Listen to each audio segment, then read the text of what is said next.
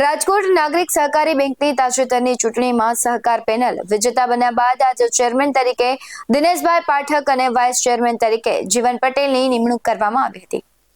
નાગરિક બેંકના ડિરેક્ટરો વચ્ચે બેઠક મળી હતી. ચેરમેન અને વાઇસ ચેરમેનની ઉમેદવારી આજે નોંધાશે ત્યારે સર્વાનુમતે ચેરમેન અને વાઇસ ચેરમેનના નામો નક્કી કરાયા હતા.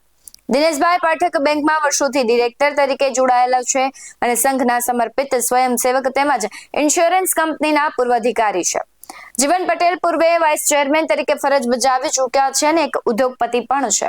રાજકોટ નાગરિક સહકારી બેંકની ઇલેક્શનનું પરિણામ આવી ગયા બાદ જે એની પ્રક્રિયા આગળની હાથ ધરવાની હોય એ માટે આજે અમે બધા જ ડિરેક્ટરશ્રીઓ અત્રે ભેગા થયા છીએ અને એમાં અમે સર્વાનુમતે અમારા વડીલોના માર્ગદર્શન મુજબ અમે ચેરમેન તરીકે દિનેશભાઈ પાઠક અને વાઇસ ચેરમેન તરીકે જીવણભાઈ પટેલ આ બંને નામોનું સર્વાનુમતે અમે નક્કી કરેલું છે, જેનું ફોર્મ ભરાશે હવે અને એ મુજબ આવતીકાલે સવારે 11 વાગે બોર્ડ મળશે અને એ બોર્ડમાં બહાલી મળ્યા બાદ એ નિર્ણય જાહેર થશે.